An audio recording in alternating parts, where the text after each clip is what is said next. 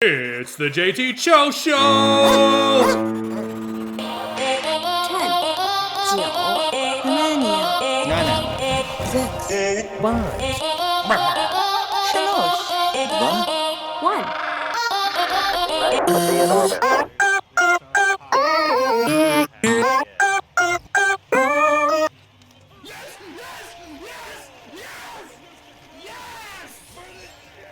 Update first, the Kick email first, and then the Twitch one.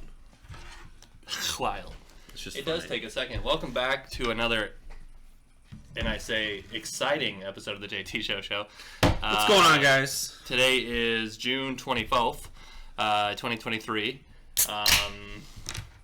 Twist off. Cheers. Cheers, brother. But we just uploaded 135 today. We're using a new format. We're trying this format out right here. We kind of like it. We switched to a different video editing software, DaVinci Resolve, or whatever the fuck it's called. Not a sponsor yet. Not a sponsor, but sick app. You should definitely check it out.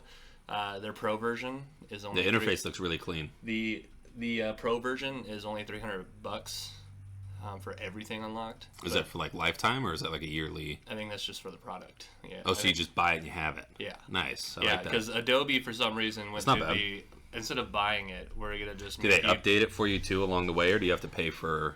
There's probably Like if they drop like another version of it, do you have to like pay a fee to upgrade to that? It'll update. Okay. Yeah, it just like I don't know exactly. There's so much more in DaVinci that I have. I wasn't sure if it was like Windows 97 and. So I'm kind of excited because I was using Final Cut, not Pro, and there's so many there's a limit to that. I know that program. I know as much as you can do with that free software. With this, sky's the possibility. So now I get to do the fun thing of watching YouTube videos over again to learn how to use a video editing software program. I like that. Sky's the possibility. Sky's the possibility. I wasn't gonna let that slide. No. Sky's the possibility. I like that. That's my sky's the possibility. Whose birthday is it today? A messy guy. Yeah, Lionel Messi. Turned down $1 billion contract. Yep. To come play for International Miami. Isn't it? No, it's just that's an MLS team. Yeah, I know. Oh, okay. Yeah. I was like, wait. Yeah, it's a local team for us. Yeah. But he went to play for Miami. He gets part of the broadcast revenue for the entire league. Oh, it was broadcast revenue? I thought it was ticket sales. So he gets ticket sales. I think they offered him part ownership, and then for the streaming service of MLS, they're giving him a cut of that because they know how much money is going to draw on that. Average, I did see average ticket prices for those Miami games, like last year, were like $40 for like good ones. This year, it's like $350.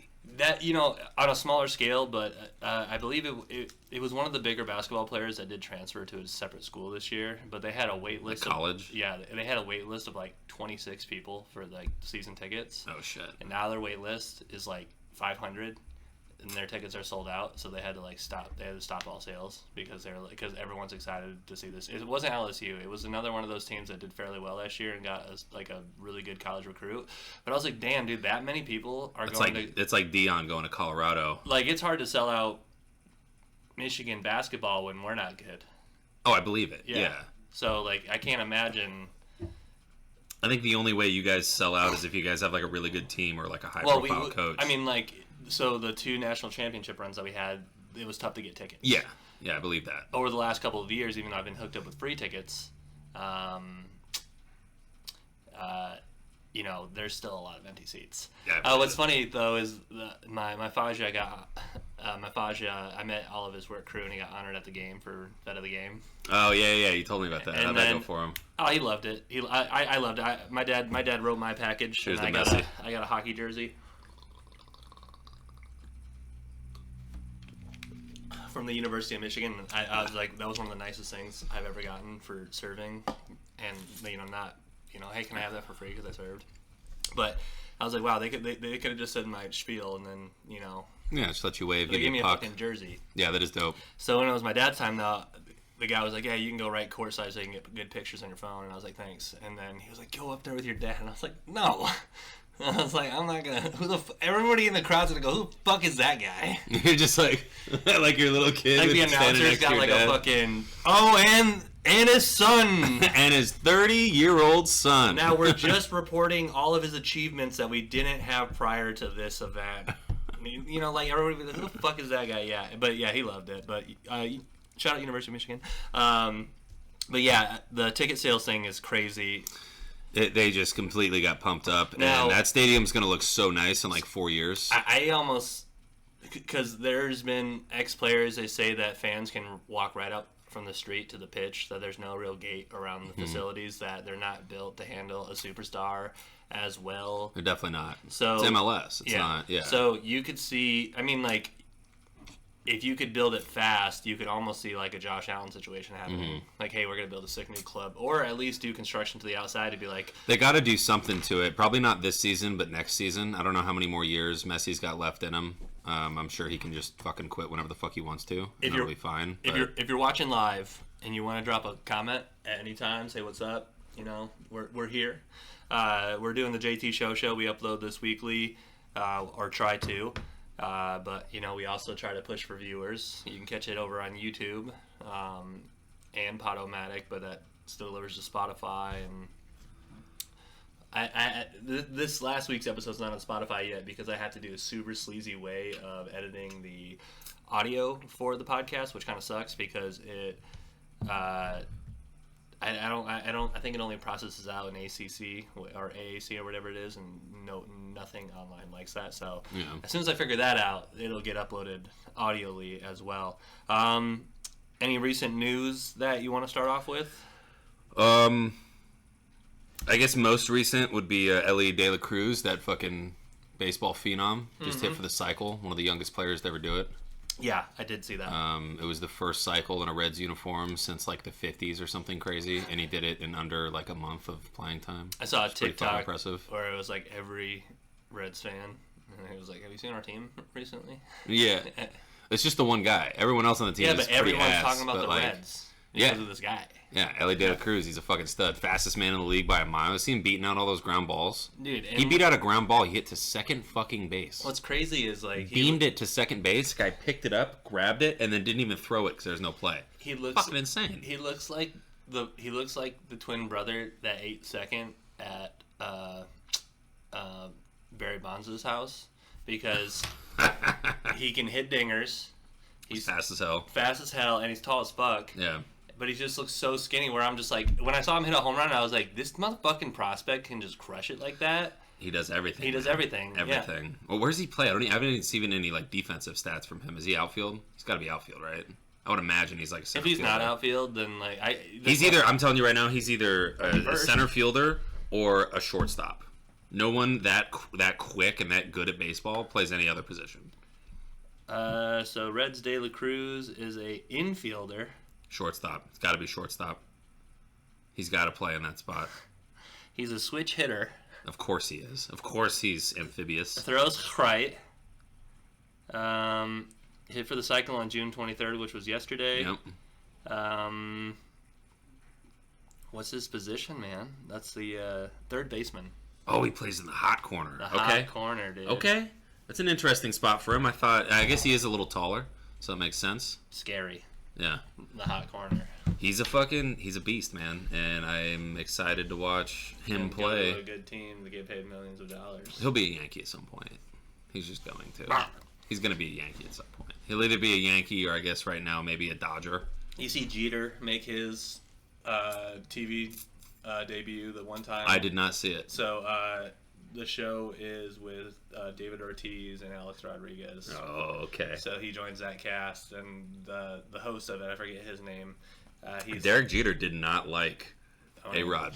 No, yeah, they went up and down. Well, he didn't respect him as a. He said he didn't respect him as a ball player, and like it was some weird interview that he was just like walking by. He said he didn't respect ball players who would change their position just so they could play on a better team, because A-Rod played shortstop. Yeah. But Jeter played shortstop. Yeah. And so the Yankees were like, hey, you can come to us, but you have to play third. And he was like, yeah, sure, I'm fine with that. Yeah. But that's crazy because he was like the guy in Seattle for the Mariners. He was like the man. He was hitting bombs. He was rolling people up. And then the Yankees are like, here, you can come play next to Derek. Yeah. So they were like, what? He's like, I think 5-time champ. Derek? I thought it was 6. Might be. Whatever it is. But however many they've won since 2002. he named all his accolades, and he's like, now you're sitting next to A-Rod and David Ortiz. How does that rank up with all your career accomplishments? And he goes, right at the bottom. Right at the bottom. Right at the bottom. Right at the bottom of the. And I was It's still a pretty good and accomplishment. David Ortiz was just laughing his ass off, dude. It was so funny.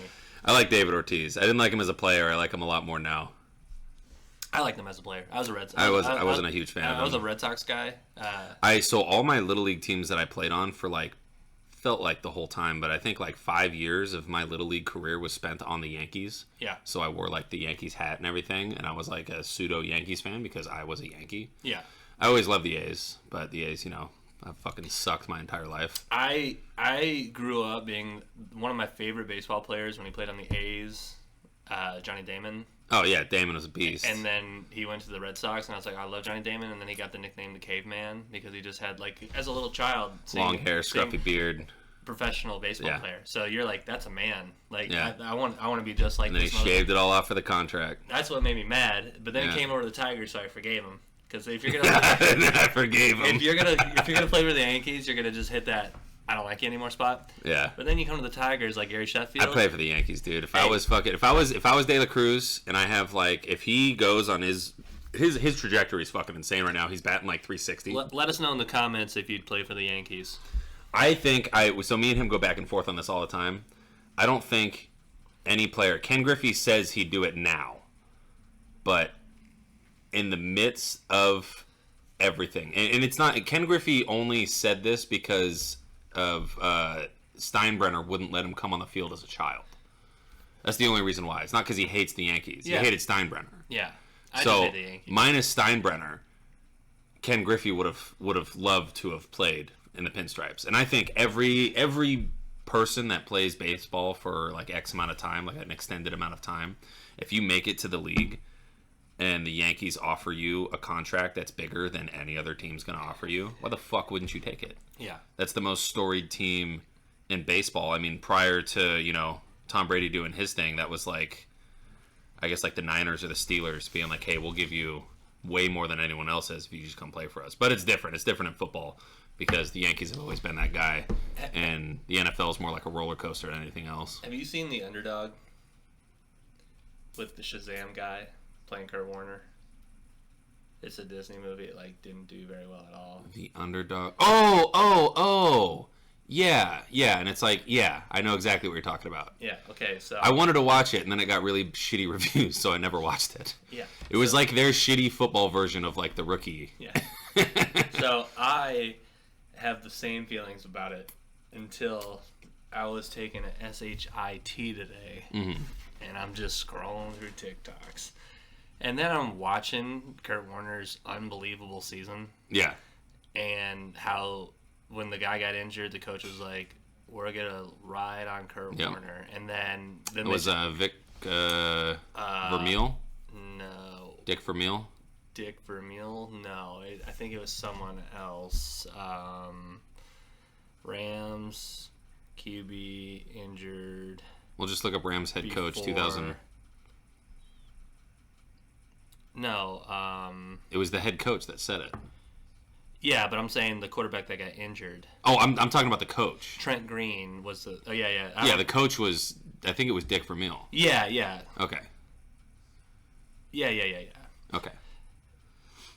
So, but then they showed some of his backstories, and nobody wanted them, and nobody gave him a fucking contract. He was the first quarterback to throw 3 touchdowns in his first 3 games ever. Well, he came into a beefy fucking wide receiver core. Yes. And fucking, then when who were they? It was Torrey Holt. Who was the running back? Marshall Faulk. It was Torrey Holt, Marshall Faulk. It was the greatest show on turf.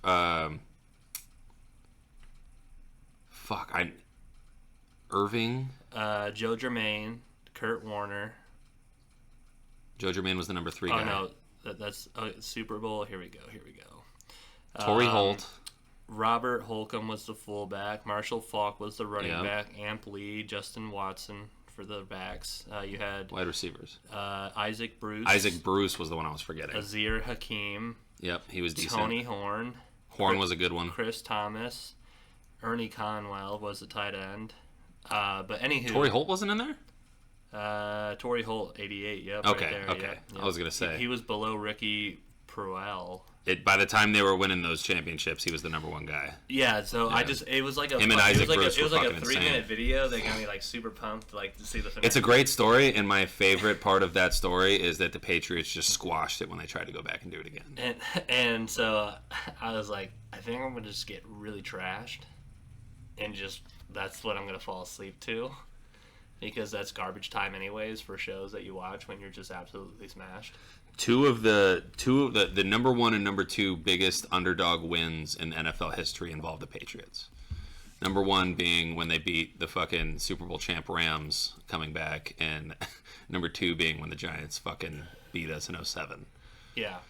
Which is hilarious that we were on both ends of that 5 years later. I still, so the year that 2017, so we deploy in January, so the season started in 2016, and not that I intentionally miss football games, but every now and then you got to miss a fucking football game. Yeah. But that specific year, I just happened to watch every single Packers game Nice. for the season. Then we're on the fucking airplane to Germany, and then the German airport don't have it on. Mm-hmm. They got football, but not fucking Packers in the playoffs. They got football, but not So, football. Packers versus Falcons. Don't get the first game I don't watch all year. They lose. So the Packers lost that year because of me. I 100% believe that. So then. So Tom Brady owes the greatest comeback of his entire life to you being on a fucking German airport. And then, jet lagged. You weren't there yet. No, I watched the Super Bowl in training, and then a week after the Super Bowl, I flew out. Yeah, so, jet lagged. You get 2 days to get the flight. I'm tired as fuck, and I gotta be up. So I was like, okay, look, I'm gonna wake up at midnight or whatever, 3 a.m. in the morning. I think that's the time that it's on there. I was like, I'll wake up at 3 a.m. I'll check the score. If it's a close game at half, I'm gonna just get up and watch it in the common room. If it's fucking Patriots lopsided the Falcons, which I thought, then good for Tom Brady. See you later. I see the score, and the Falcons are just murdering the Patriots. I'm like, Tom Brady's out of it. I'm gonna get some good sleep tonight. What was the score? I forgot what it was at halftime. It was like fucking 28-3 or 21-3. Halftime Falcons Patriots. I believe it was 26-3. 21-3. 21-3. Yeah, 21-3. and then it was 28-3 in the third quarter. Yeah. So 21-3, it's like, Falcons. I'm going to get some good sleep. Dude, so at halftime, I put on Facebook. It was probably my last Facebook post that I ever posted. Yeah. And it was, gotta have faith at halftime. And I had immediately like 10, 15 Shit comments talkers. of people just being like, nope, you guys are done. Brady's washed. He sucks. You guys can't do anything. And then as it progressed, I was sitting there front row. I had my Welker jersey with me, and they wouldn't let me wear it because we were in like fucking General Order 1 or some bullshit. We had to be in uniform at all times, so everyone was wearing PT gear. Mm-hmm. And I was holding the jersey, swinging it around every time something crazy happened. Yeah. The fucking first shirt that was like running the whole thing that like set up the watch party for us was a Falcons fan. He's wearing a Vic jersey in the back. Yeah. And every time I stand up to like cheer for a touchdown, he's fucking screaming at me to sit the fuck down and shut up. Like, he's just getting mad. Didn't say a word to me throughout the entire, like, first half. Right. And then as soon as we started inching our way there, and then it got to where we were, like, within 16, and I was like, dude, quick 8 points, onside kick, recover it, right back down to it. We didn't recover the onside kick, and I was like, oh, we still got a couple timeouts. We can probably still do this. And then they fucking sacked him. Yeah. So they couldn't kick the field goal, and they had to punt. Yeah. Oh my God, I was going off. And one of the dudes that was with me, Bajorkas, Thomas Bajorkas, shout out to that motherfucker. I haven't talked to him in forever. But he was fucking, he was sitting right next to me, and he's from Massachusetts. Mm-hmm. And I went to basic with him. And so me and him were just like bullshitting the whole time, talking shit. After the game was over, I was cheering. I was having a good time. I was smoking a cigarette. And then this fucking chick comes up to me, and she's like, why are you so excited? It's not like you won anything. Right. And I was like, dude, that was the most historical Super Bowl to ever happen. That's never happened. Yeah, I looked at her and I was like, fucking 10 years from now, people are still going to be talking about this because it's fucking insane. Yeah. And it's my favorite team that did it. I'm going to have a good time. You can fuck off. And then she got mad at me and went and talked to one of the fucking instructors about me being rude to her because I guess she was a tech. But I was like, dude, fuck you. I was like, we're not in training right now. Everyone's out here smoking cigarettes. I'm just being loud. Yeah. And it's only fucking 8 p.m. I'm going to be loud. Yeah. Fuck you guys. You know what she was? That's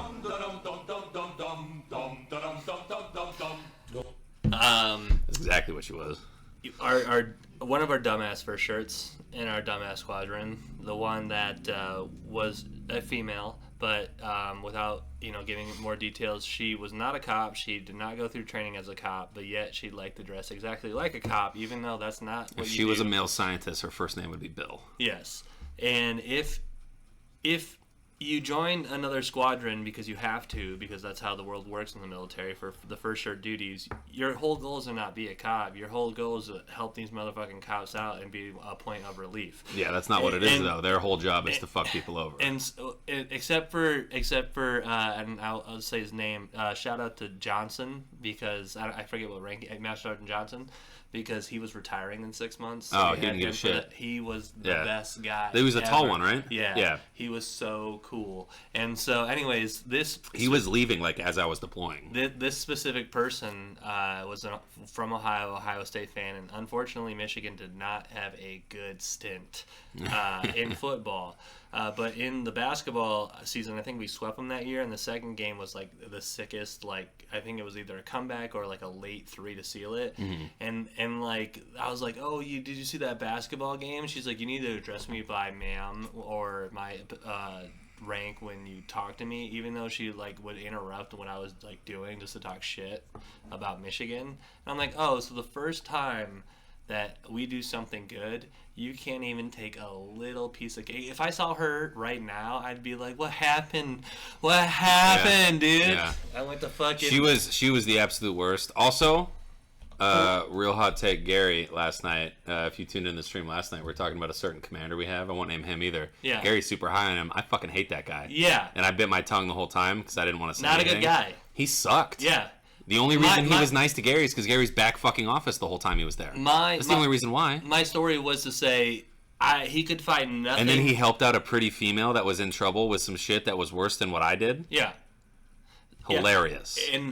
And also hilarious. And also my main point of that story was so if you're a cop in the military, the easiest thing you can do to succeed is just to know what you're supposed to do. Just do your job. So if you fuck up and they start asking you questions about your job, mm-hmm. and you know the right answers, then they're like, well, at least he knows his AFIs.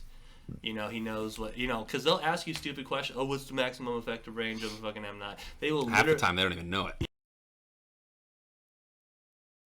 Specific commander, after we break guard mount, so there's all the cop car. He makes all the patrols line up, so we can't relieve. He made flight living hell. Mm-hmm.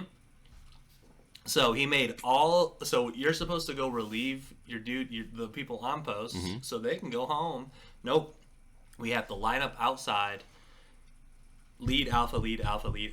And he wasn't there at 5:30 in the morning to do it the day shift. No, so he starts going down the line, asking questions after questions. Mm. When you get it wrong, he would just tear them up. Gets to me, trivia. I'm just like. What is 50 meters? Nailed it. And then he just like looks me up and down and he goes, why is your uniform so baggy? And I was like, sir, my R&R got cut short and we just got back from deployment where I lost 65 pounds. Yeah. And so I haven't. He's like, go to the hangar. So he couldn't find anything wrong with me. So he uniform's the last ditch effort. Yeah. And then it was, why is it baggy? Oh, because I got in shape for your military. Yeah. But I'm still in the wrong. Yeah, what's up, man? What up? Welcome back to the podcast. My dad said somebody that he knew saw a cougar over by Napoleon this week. Damn. Wow. Yeah. Was she pretty? What's that? Was she pretty? Dude, one time when we were little, they were saying that there's these cats that were running around like the area. So like it was me and Aaron, and we rode with his dad, and his dad was like in a field. He's like, "Nah, these aren't cats," because these guys were like the corn stalks and. I remember that. He was, like, looking at the tracks and stuff. Yeah, and his dad was just like, "Nah, cats wouldn't do this. It's not a cat." And I was just like, "Look at this motherfucker!" Just like I feel so dumb. He's just tracking. That was funny. My dad told me that, and I was like, "Why would you tell me that before I go out in the woods to cut wood?" If you want to take a helicopter ride, they're doing them for $100 a pop at the at the apron there. Because they had the doors open and stuff. Yeah, Chris texted me. She's like, I might go do it. At first she said it was for free, and then she's like, oh, I have to pay for it. And then she's like, actually, I don't think I'm gonna do it. She's deathly afraid of flying on an airplane to like go on like vacations. I wonder how long it is. I think it's only got to be like 15-20 minutes at the most. Yeah. It's probably 30 minutes altogether, like getting to the helicopter and then going up. But like the last helicopter that flew over our house, he was like, I texted, was that you, Chris? yeah, I was like, is this you? I told her to take a picture of the house if she goes up. She's like, looks like you need to cut your grass. Yeah, I don't think you can tell from up there. No, They're not that close. I know, but that's the joke at my house. Oh, did he show you the thing I found on your door? No. Oh, when I came to get the Eagle before golf, on your door was a little thing. It was a card, and it was a landscaping company. Was it Jeff Wilcox? I don't know who it was. Oh. He has the card somewhere, but I just thought it was funny that someone like it wasn't on any other doors. It was just on yours. Maybe he already got theirs. Yeah, that's what it was. Or he drove by, saw your fucking ratty looking yard, and was like, "Oh, he might need some help." He's got a lot of bullheads. I'll take care of those. I hate those things, dude. My grass isn't even long. Have you ever been in a helicopter? Yes. Nice. Where at? It was, well, not a moving helicopter, but I got to sit in like the big fucking choppers. Yeah, I've sat in an Apache before, but I've never been up in one. I've only been in a mini plane. Gotcha. I've been in one of those too. I went in a little. Four-seater. That's exactly what I was. Or mine was a 6-seater, and it was my uncle's plane that he had, and he like drove over my middle school, my old high school. Twice in Hillsdale at the actual track, Uh-huh. and then once taking off in a grass field. Nice. So you take off, and then like the last thing after the takeoff is Horseshoe Lake. I'm pretty sure that's a lake, but you're like, we're just driving over grass. And like as a small child, I think I was 8. I was just kind of going, yeah, but we're driving over grass. Like I had like this isn't pavement. Airplanes take off on pavement, and then when we were landing too, I'm like, how are we landing on grass? Did you ever have the experience as a young child flying on a commercial airliner for the first time, where the captain comes out and gives you wings? No. I had that when I went to Florida with my grandma. And it was my first time in an airplane, and we're sitting there in first class. And yeah, I'll take another one. Yeah. We're sitting there in first class, and my grandma's like, "Ooh, the captain wants to talk to you." And in my head, I was like, "Oh shit, what did I do wrong?" I was like, "Oh, he found like an extra toy in my bag I wasn't supposed to have." So they told me my bag could only weigh a certain amount, otherwise I wasn't allowed on. Yeah. And he came up and he was like, "Oh, I hear this is your first time flying," and I was like, "Yes, sir," like just scared because I didn't know what the fuck was going on. And he's like, "You want to come and see the cockpit?" And I was like, "Yeah." And so I walked in there. He let me like sit in the front, and it was like up in the air. Like he like let me like sit in the front, and I'm sitting there and I'm looking out at everything. I was like, "Wow, this is really cool." And he's like, "Here you go, son." And he hands me this little pin. Was it just you and him in the cockpit? And no, he had a co-pilot too. Yeah. And but like the door's open. This is pre 9/11. Yeah. So like the door was just open. Yeah, I remember those days. Yeah, it was just open. Like he just walked out and he was like, "Hey, what's up, guys? How's it going?" Like in the days where the captain could come out and like talk to the passengers. Now They they can can't still fucking do it, that. but they don't. Cannot. Oh. They don't unlock it until they land. Oh, okay. That's like a normal fucking thing. Like they just can't do it unless there's like a crazy emergency, like one of them's having a heart attack or something. And if that's the case, if they do open it, they have a stewardess stand in the fucking aisleway. And it's like a whole thing. If they want to come out and like use the bathroom, yeah, it's like a whole thing. They have to stand up and like block the entrance and do all this other crazy shit. But yeah, he handed me these little wings, little tiny fucking Buzz Lightyear looking wings with 2 pins on either side, and I put it on my shirt and I clipped it in, and he's like, "Oh, there you go, there's your wings." I was like, "Sweet." Sat down next to my grandma and was just scared shitless the whole time because I was thinking way too hard about where we were in the world. I was like, we could just go down. In the school I went to before I transferred to Jonesville, Hanover, they would start your payments for a 5th grade class field trip in the 3rd grade, so you had enough time to pay for it as a family. Nice. So for Washington, D.C., it was already paid for me and my dad, but I switched schools. But they were like, "Yeah, you can still go with us," Like your dad? and me. Oh, okay. I was like, that's fucking weird. Yeah. So your dad just going to DC with a bunch of fifth graders? I think my mom was the chaperone with my brother when he went. So, Okay. But that was my first time out of. I mean, you got lucky then. Yeah. Yeah. But we nothing special happened on that air. That was my first plane ride. Was in the 5th grade. Well, it was probably a lot of people's first time. Yeah. And I don't think the captain has, because it's like the whole captains. school. The captains normally have the pins in their pockets. And I doubt he had 20 of them. Or gave a shit. It was like the quickest trip ever. It was like a little hopper trip. It was like a early. It is just to DC, so what's it like an hour and a half? Yeah, quick flight. Saw all the monuments. What's the quickest flight you've ever been on? Probably the one to Jersey. That was an hour. Like from here to Jersey? Yeah. Me and Travi it was a 45-minute flight. And it was from Sacramento to Orange County. And I thought that shit was hilarious. Because, like, we literally, it was enough time. Like, we got on the plane, we took off. Once we were at a cruising altitude, they came around, gave us our drinks. And then the fasten seatbelt sign came on, and we started our descent. And I was like, holy shit. I will say, if there's one thing that a president could guarantee, I would vote for him, is if we could just get speed trains. Because I've ridden a train across America. It sucks. And from Jackson, Michigan to New Mexico, it was 21 hours going west and 24 hours going east. So did you do that? So you did that when you took leave? No, I did that when I was 14 for a Boy Scouts High Adventure trip. To New Mexico? Yeah, we went to Interesting. We went to Philmont, New Mexico, and hiked up a mountain. We did 88 miles in 11 days and hiked up to a peak elevation of 12,000 feet. That's cool. I don't know. I did Mount Shasta in Northern California for high adventure. Yeah. But I don't know how tall that one is. I don't know if it's that tall. You can see the Rockies but up there. Yeah, it was pretty crazy seeing up at the top, and then coming down's the best part because you just slide down with your little pick. Yeah, there's a to the time too, but there's a fucking word for that. I don't remember what it is. The cool thing about if we could do that bullet train is because I think viewing cart was one of the coolest things to sit in. Mm-hmm. It was just a big glass window that you could just like, wow, you're going across like the plains of Kansas. You're just like, this is wild. But then the movie cart, that's where I watched. I think they had the Ben Stiller marathon. Like I had to because they played Something About Mary. Okay. And then they played Along Came Polly. Classic.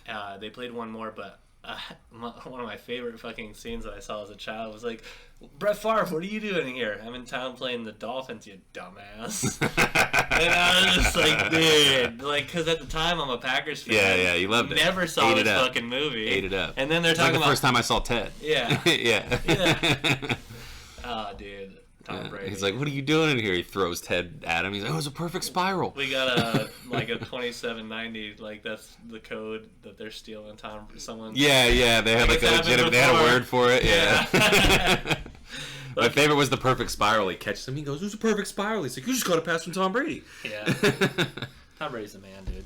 He's pretty fucking great. Tom Brady, if you ever want to come on the JT Show, you got an open invite. Open invite. However, even if it's for like 2 seconds, yeah, man, just come through. I'm your biggest fan. Speaking of fans, I'm a huge fan of Star Wars. Are you? Absolutely. So they announced all of these new shows that they could be producing and are producing, but allegedly, through reports that happened last night, the Acolyte series is canceled. Oh. No, this was the one where Leslie Headland, the lady that was the assistant, the one that was ruining everything? The assistant for that really creepy guy in Hollywood. Harvey Weinstein. Yeah. She was the one on camera that started saying some dumb shit like, why do we have to ask George Lucas about Star Wars? It's not like everything has to do with George Lucas for Star Wars. And then it's his world. And then she said, that's just misogynistic and blah blah blah blah. Well, she's let go. This is through reports. So this is all, I haven't confirmed it yet, but I saw a video about allegedly. It. Yeah. But to diss George Lucas on Star Wars and to blame about misogynistic it'd be different views, if it was like a different, like if they were trying to consult Lucas on like a Star Trek movie, Yeah. then I'd be like, yeah, why are you consulting him? And here's the main point why. So as a young Star Wars fan, I didn't understand the hate for young Anakin or teenage Anakin.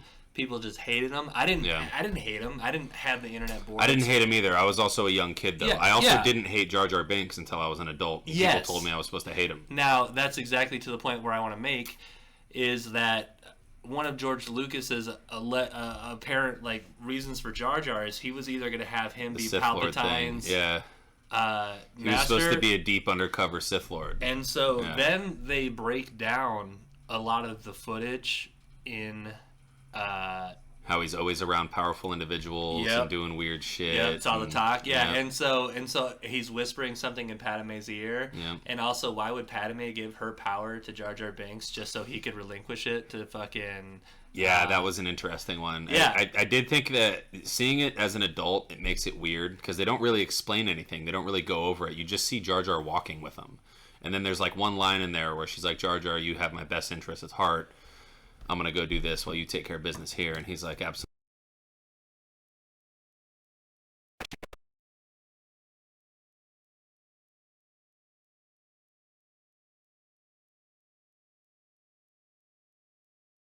Story of Jar Jar We Binks. missed it.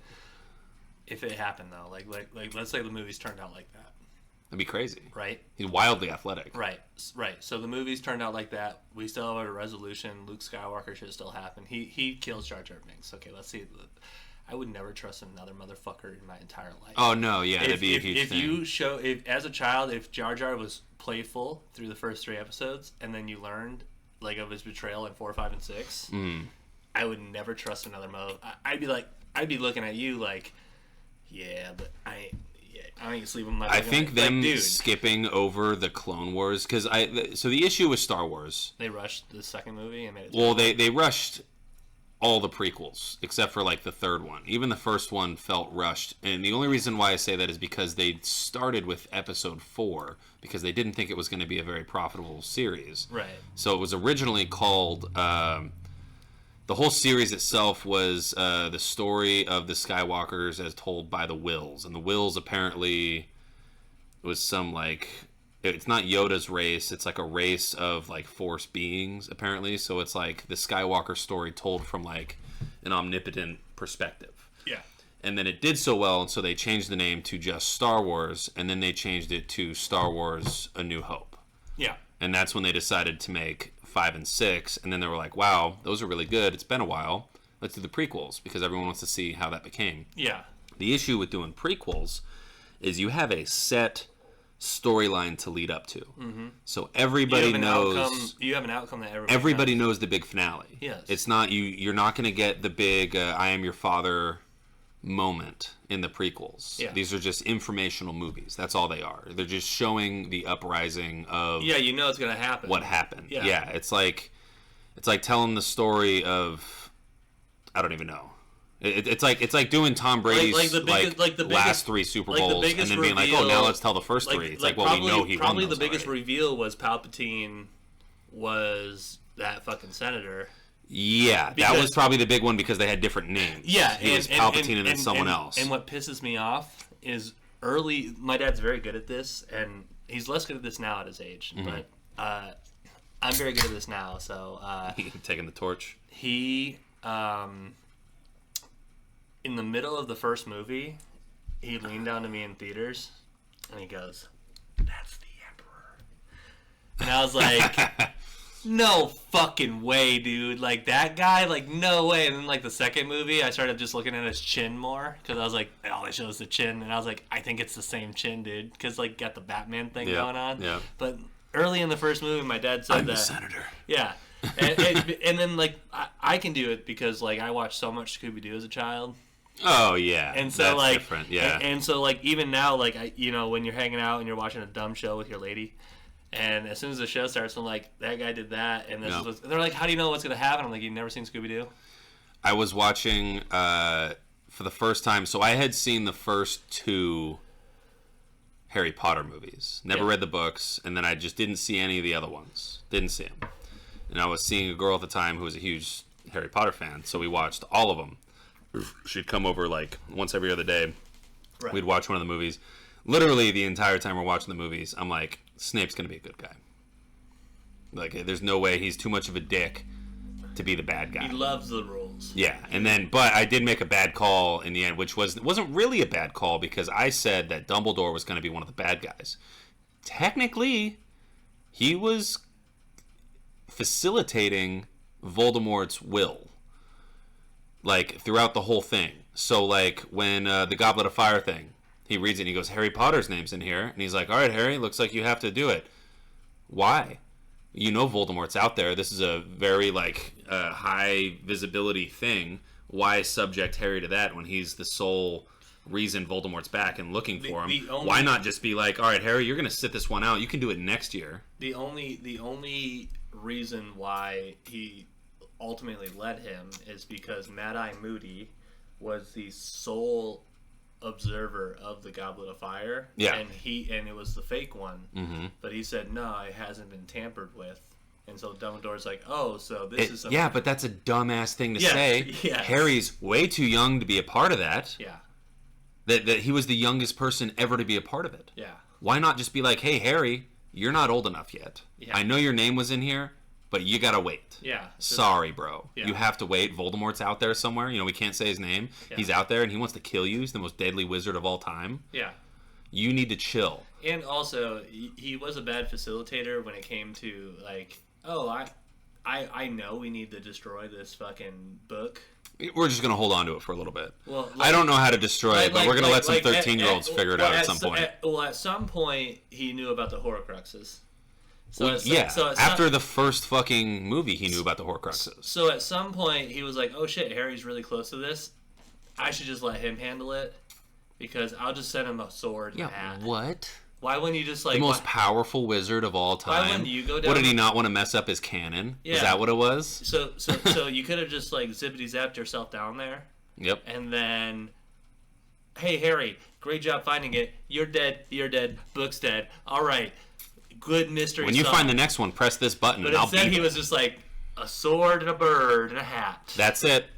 Nothing more, nothing less. Yeah. That's all you get. Figure it out, Harry. Yeah. I know you're only 15. Yeah. You got this. Most deadly wizard of all time? You got this. Yeah. I saw a TikTok that was really funny. And especially in The Prisoner of Azkaban. Oh, yeah? Hey, guys. If you want to save this fucking guy who's about to be murdered, go back 3 hours. Deuces. You know, like... You know, that's, Why couldn't he have done it? yeah.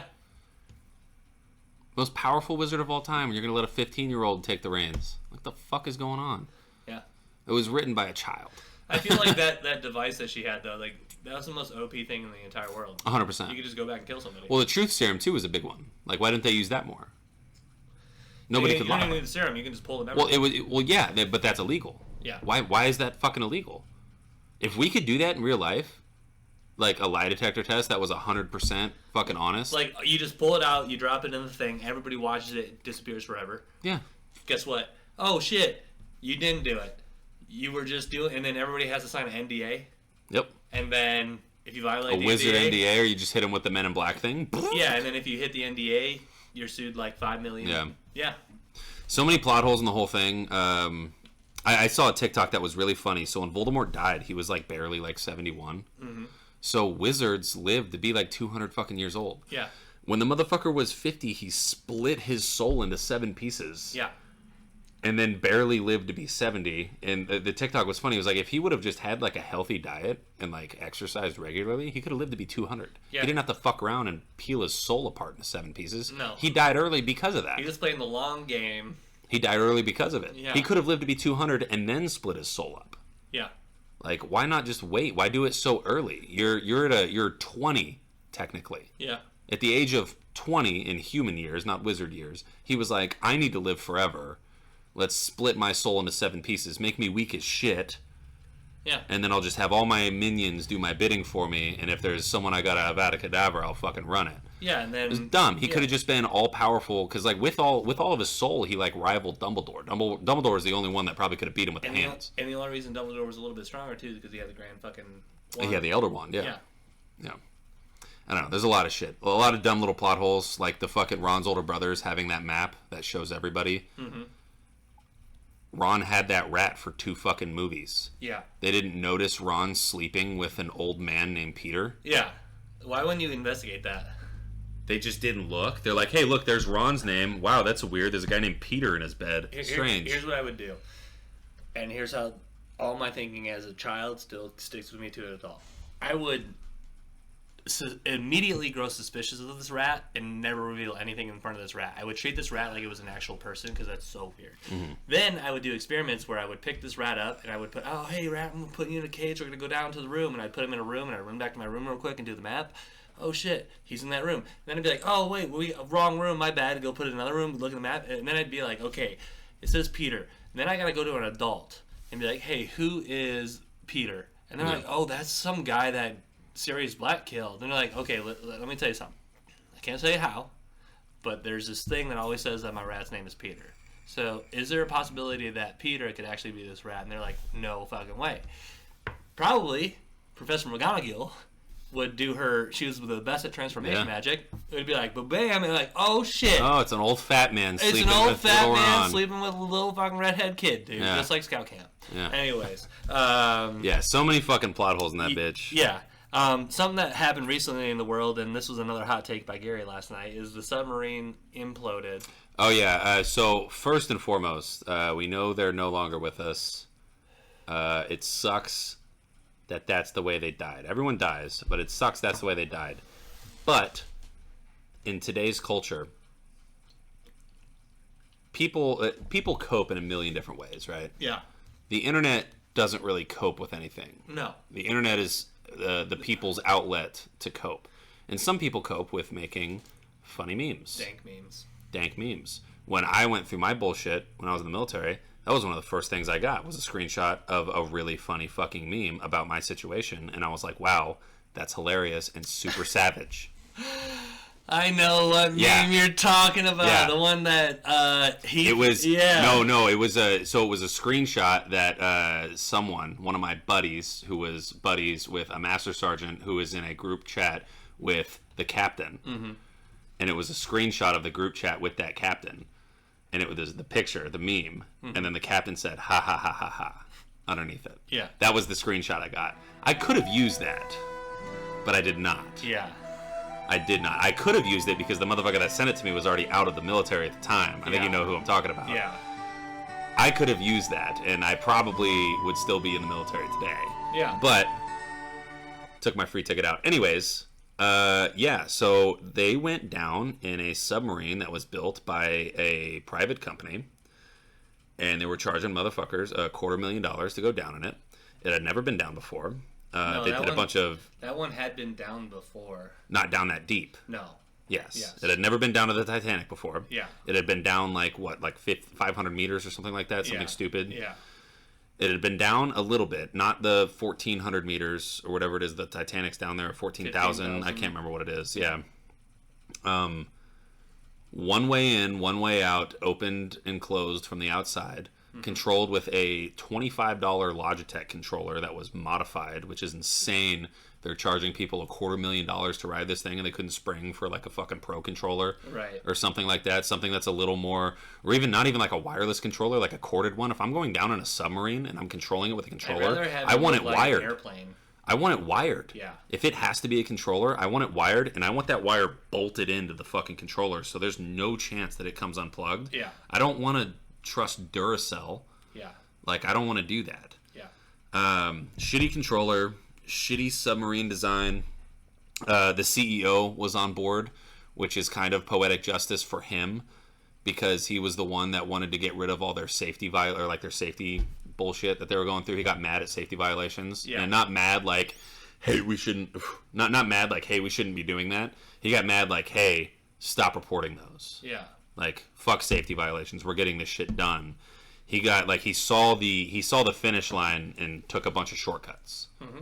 Like, he could have gotten there the long way. It would have been more profitable, obviously, because he'd still be alive collecting profit. Yeah. But so he took a bunch of shortcuts for safety protocol, and it ended up biting him in the ass, literally. Like, the fucking motherfucker collapsed on them. Yeah. Fucking imploded. Yeah. Which is insane. I saw a video of tanks imploding to like mimic like what it was. So yeah, and it's fucking wild looking. It just crushes like a can. So the tanks that you've seen, that's with one like square foot of pressure. Yeah. And they're 6,000. Yep. And so like, you know, it is tragic. But it's 100%. It's tragic, and I feel for all of them. I especially feel for the 19-year-old that went on there with his dad. Yeah, I think that shit's fucking gnarly. Like, yeah, he was a rich, spoiled little fucking kid, but at the same time, that is a risky fucking thing. And the waivers they signed said death like 7 times on the waiver. But I have read because they violated this. Because they signed a contract that said it was technically safe.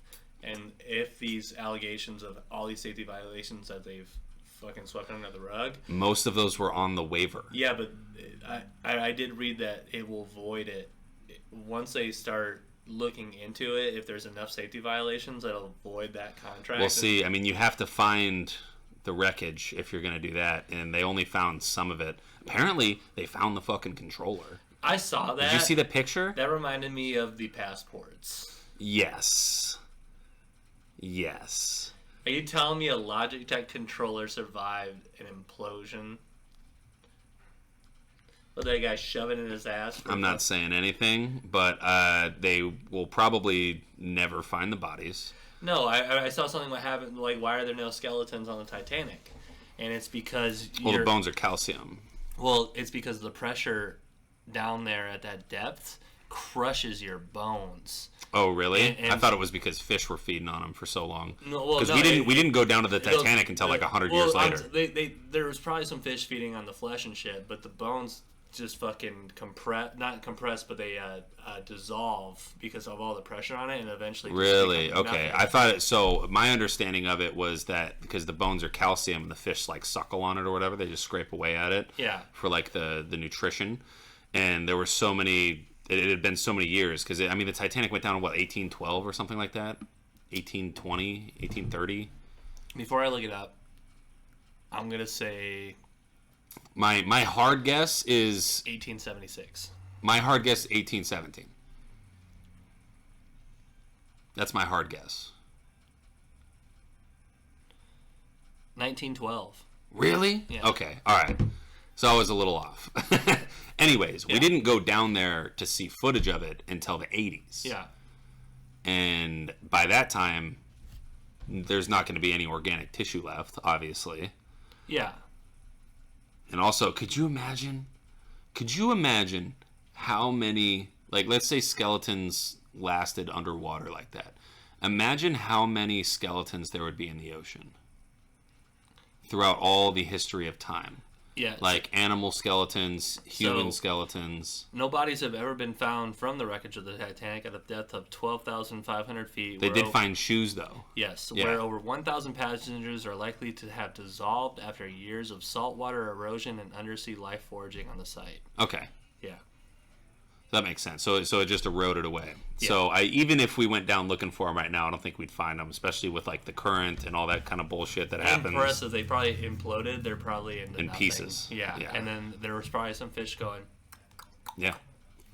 Yeah. I did see a tweet that was really funny. But what's crazy though is the Navy, with their high tech microphone. They knew right when it imploded. Yeah, and they just let us do memes. They sat on it 4 days.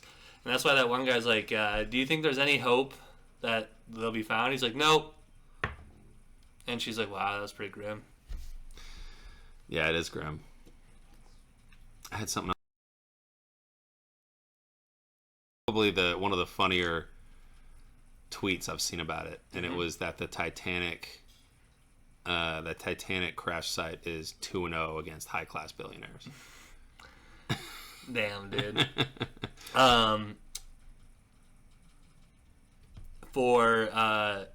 You see, so our goal for Tears of the Kingdom is to take on Ganondorf. Yeah, so neither one of us, as of right now, us filming this, neither one of us have attempted to beat the game. I did do the there's a little side quest, and I think you access it. Like, obviously you can access it super early, but they tell you to do it super early. I think it's like a pseudo temple, because I went through it, through the castle, and there's all these pieces. This isn't really spoilers. It's just so like the whole thing is you have to. They see the princess at the top of the castle or whatever, and they're like, "Oh, what's she doing up there? You should go investigate that." Yeah. And then when you go investigate it, you see her in a bunch of other spots, and you eventually get to a point where you fight Ganondorf, but it's not Ganondorf. It's a bunch of the hand things. Then you beat the hands, and then there's a bunch of Shadow Ganondorfs. You beat those, and then it like preambles you. He's like, "I'm gonna do this, this, and this. Here we go." And then it just brings you back into the world, and then you talk to like the main mission line or whatever, the chick. You talk to the chick, and she's like, "Oh," and then she tells you the other people that you're missing. So if you did it right now, she'd be like, "Oh, you're missing this guy, and this guy." For me, there was a weird one that I won't get into, but yeah, I think it's just like, I think the castle is a pseudo temple, and you actually get some really dope shit for doing it. And I actually have to go back in there and explore some more, because there was a lot of rooms I didn't see because I had cheesed the whole fucking thing. I was like flying around and warping up through floors and shit trying to get to places. But I still got some more exploring to do. I think my next thing I'm gonna do is the Majora's Mask thing, and then I still don't have the Hyrule Shield.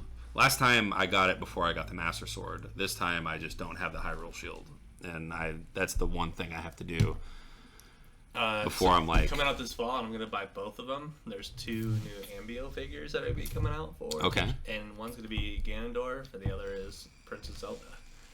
So I'll probably get them just to have some more for my boys. Add a couple, yeah. Fuck it. Might as well. I got 2 Super Smash Bros. What's crazy is the Super Smash Bros. Links go hard on the market. They're like $30 and $60, and then that's why I think it's crazy. I got the cards for fucking $19. I had 37 cards for $19. Shout out to that third-party company. Yeah, fucking love you guys. You guys are sick. You guys turn this. You never have to buy food. You get so much meat. Yeah, so much meat. And I was selling it in the beginning, and now I'm like running out of stuff. It's crazy because I hate cooking in the game. Yeah, and the only reason why is because I have so much material. I like cooking, in the last game, you had to. For me quite yet. In the last game, I had to go around and I promise it's worth you at any point in the game. Cooking the food, because it goes from like 2 meats and then it gets you 8 hearts. You can cook 4 of them and it gives you fucking 10. Well, right, but I only have 8 hearts, so I have to adjust my cooking for my current level. That's the same. I think I have like 12 or 13 right now. I don't quite have the second row, so I don't know what that row lines up as, but I think I'm right there. Right. And then there's a couple of them that you can cook. I don't know what the ingredient is for it, but there's a couple of them that just give you full recovery max hearts. And you just get the full 20 or 24, whatever it is, for like the maximum. Yeah. And I need to figure out that recipe. But I remember in the last one, Breath of the Wild, the hearty durians were like the best things you can get, and the mighty bananas. And you cook 4 durians and a mighty banana, and it gave you full recovery plus 10 minutes worth of like attack up. And I don't know how much the attack up does. Is it like a double? Is it like a 1.5 multiplier? I'd have to look it up. I have no idea. I just know you attack better when you eat that shit. Right. And I have a surplus of mighty bananas thanks to the fucking Yakuza clan or whatever the fuck they're called. Yeah, that's what I'm currently doing. And then after that, I'm going to go finish a couple things and then do probably the water temple. And then I'll save the other temple for last. So I've already done. What's the last temple you're going to save? I've done the Bird Wind. I've done the Gorgon. I'm saying these names wrong. Yeah, Fire Temple. Fire Temple. So you did Air Temple, Fire Temple. And then I'm going to go do the Water Temple because I. So you're saving the Lightning for the last? Yeah, I saw Kat do. Well, I helped Kat do the Water Temple, so I've seen how you do half of it. Yeah. And then what's really funny is I was like, yeah, fire hydrants, and I just made a fire hydrant shield and just was doing shit, and she was just like, fuck you. And I was just like, you got what you got? What do you got there? So when I did it, I made I got a magic rod, and I attached a sapphire to it. Yeah. And I would just do the, and then all around me with all the fucking things bouncing around, just cleaning all the shit up. Yeah. It worked out fucking nice. The fire hydrant thing's a good one, though. I didn't have any fire hydrants on me when I was doing it. Yeah. I could have went and picked one up because there's a million of them. But I was like, fuck it, I'm just going to get through this. And that guy killed me twice because the first time I didn't understand what I was doing. And the second time, I got him down to the spot, and I meant to pause, but I fat thumbed it, and I moved over, and I didn't press the right button, and he hit me, and I died. And I was like, fuck, I didn't have time to eat. Yeah. But great fucking game. I love that game. Yeah. So catch us playing Chell, Madden, Apex, Rocket. All sorts of shit. Maybe 2K again one day. Let's see what else. I got a few things we didn't even get into. So the twins from Oakland got drafted. They're the highest drafted brothers in the same draft all time. Wow. Which is pretty impressive. I don't know how often that happens in the same draft though, because obviously the Ball brothers were both picked 1 overall.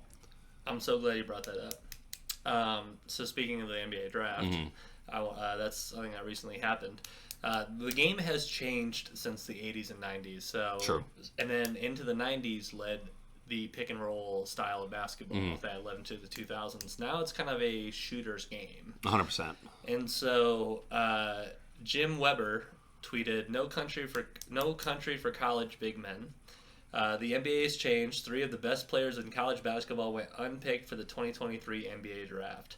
So the UConn guy, Adam Sanogo, The big beefy guys that can't shoot.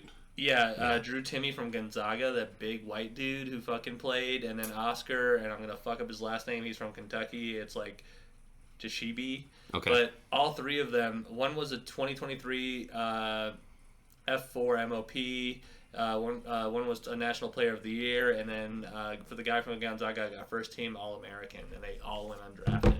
That's pretty wild. They went undrafted. There must be something in their reports or something, because even then, they're just big centers. They're just big centers that rebound. That's why Purdue's big center went back to college. That's why Hunter Dickinson isn't coming out, and he went to Kansas. Yeah, because it's just a different game, I suppose. But at the same time, if you're dominant enough down low, even though you can't shoot, you're gonna get drafted unless there's something wrong with you. Because go play European basketball. Let's say there was a dude let's say Shaq was a fucking dude at LSU right now. Mm-hmm. His same build out of LSU right now. Mm-hmm. He's getting drafted. Yeah.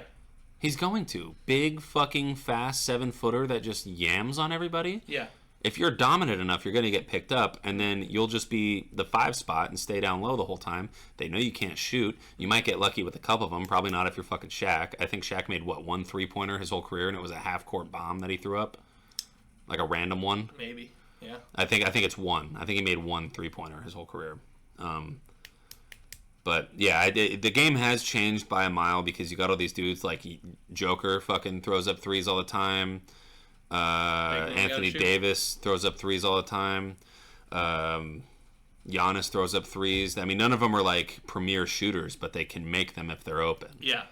Shaq, I don't think, was ever that guy. They were not scared of Shaq on the wing. No. They were just not. But they were scared of it. They were scared of him everywhere else. Yeah. Everywhere else they were scared of him because he'd take 1 step and he'd be doing finger rolls. Yeah.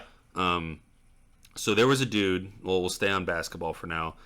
There was a dude, Jonathan Kuminga. Mm-hmm. He was the Warriors' first-round pick last year. Okay. So they drafted him at 6'7". He could shoot, he could dribble, he was quick. Apparently, that 19-year-old that they drafted, now 20, apparently he grew 7 fucking inches during the season and off-season. Wow. Apparently, he's a 7-footer now. Wow. And he still has all of his abilities. Wow. Isn't that crazy? That's so wild. So that happens fairly regularly in the NBA. Not to that extent. Not 7 inches. But like guys like Anthony Davis was drafted at 19. He grew 3 inches in his rookie year. There's been a bunch of dudes like that. I don't know any more marquee names that have done that. But fucking insane. Yeah. 7 inches over a year? That guy's got to be hurting. Mm-hmm. He has to take this next year off. He's got growing pains. He's got to. He'll just play through it. I mean, he didn't play all this year because they were trying to develop him. Gotcha. So maybe they give him another year to get used to his fucking gangly ass body. I don't even know what they do with him. Well, we'll see if he plays. But yeah, Jonathan Kuminga. Ja got his 70 or 25 game suspension. Mm-hmm. I think it's a little light. Yeah. Considering, the amount of times they've been like, hey, don't do that. Yeah. And he's gotten off like fairly free. I think the last one was like a 4-game suspension or something. Yeah. We talked about the Twins. That's going to be interesting. They're both 6'7" guards. So I did find out where they played. It was the Overtime Elite League. It was a brand new league, kind of like what the Ball Brothers' dad was trying to do for his kids, but it didn't end up happening. Right. So they have a league for guys, and they pay them, like, not very much, but decent, enough to live on. Those are the first guys drafted that high out of that league. So I think that's pretty cool. So Oakland guys. Chris Paul was traded. Yep, to the Warriors. For fucking Poole and a conditional pick. Yeah. Crazy that they gave up a pick and Poole. Poole is the future of that organization. I don't know. I think Steph's 33, 34. I don't know why they traded him. I have no idea. Yeah. He was a young guy. He played really fucking well. I know you're very partial to him because he's a Michigan boy, but I know he made a couple bad shots in the playoffs that people highlighted, but that's just one playoff series. He's also still very fucking young. What's it, his second, third year? Yeah. Second, third, yeah. Yeah, something like that. And so you give up a pick and your future star for Chris Paul? They didn't even get a pick back? No, I think it was Chris Paul and a future pick. Okay, all right, that makes more sense. I was like, that sounds crazy to me. Chris Paul's not worth a future star and a pick. Yeah, no. Even if it was a straight across the board trade, I think that was fucking wild. But right. So that's going to be interesting to watch the Warriors he was next asked, year. What are you going to do? And he's like, I'm here to help him win games. So good answer for Chris Paul. That's all I got for basketball. I have one more baseball thing, two more baseball things that are pretty interesting. There's a guy named Luis Arraez. Can't remember the fucking team he plays for. But so there's been, oh man, we'll just watch the video and then we'll get everything.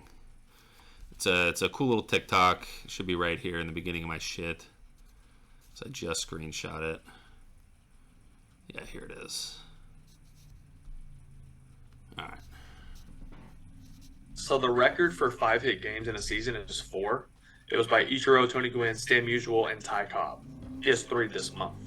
He's the first player with 3 5-hit games in 1 month since Dave Winfield did it in 1984. He has 0 2-strikeout games and 3 5-hit games. Even when Tony did this, like the pace he's on, it was like, holy shit, this is special. So Really? This isn't like, oh, we're going back to old school baseball. No, we're tapping into something that has only happened like a few times in the history of baseball. I feel like in today's game, he needs even more credit. Yeah. Because no one hits like this, man. Yeah, so the record is 5 in a season. He's got 3 in 1 month. Yeah. So he needs 2 more to tie the record that Ty Cobb and Ichiro have. That's fucking wild. Yeah. So he's on a crazy pace to do some wild shit. The only other one I have is the Pirates bus driver was pulled over and arrested for DUI with the team on the bus. Yeah. Which is fucking insane. Yeah. What are you doing driving an MLB team around sauced? And how do they not know? Or did they know? No, they couldn't have known. He had to have been hiding it. But, at the same time, what the fuck are you doing? Yeah.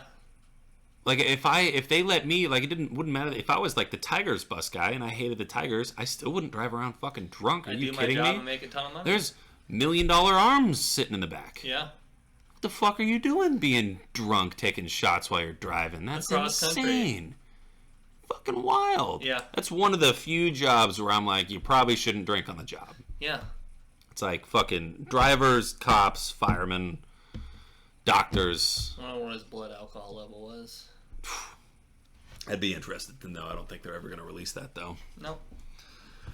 Yeah, that's all I got for sports. I got one golf thing. Okay. Which I think is pretty fucking cool. It's this group of dudes every year. They do this thing called the John Daly Cup, and I think we should adopt it into our own little friend group of golfers.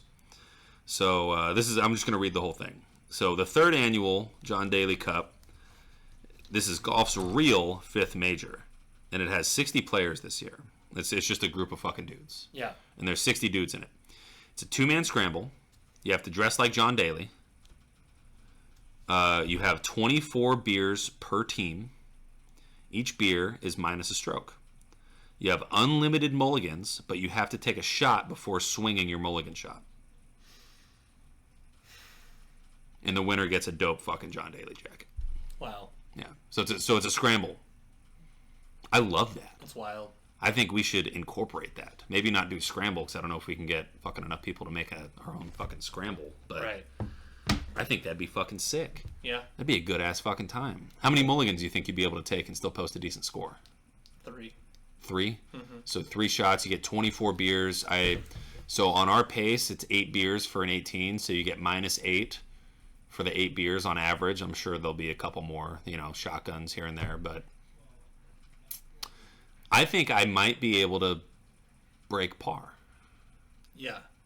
under those circumstances. Mm-hmm. So each beer is minus a stroke. Drinking 10 beers. I mean, at a minimum, I'm drinking 10. I'm probably sipping on 8, and I think every 2 beers I finish, I'm on a shotgun one. So that's what, -12. Mm-hmm. And then I get mulligans for shots. Man, 12 beers and probably 3 shots. Whew, you're gonna be sauced by the end of it. Yeah. Might be a good fucking score though. Yeah. Might be a good score. That'd be interesting. Maybe we make a video, just me and you go out there. We have Chris pick us up after, because we're gonna be fucking sauced. Maybe we bring her with and she can film for us. Oh well. That'd be a funny one. Yeah, John Daly tournament, dude. Yeah, that'd be I dope. fuck with that. Yeah. Let's take a mulligan. Take a mulligan to end it. Cheers, brother.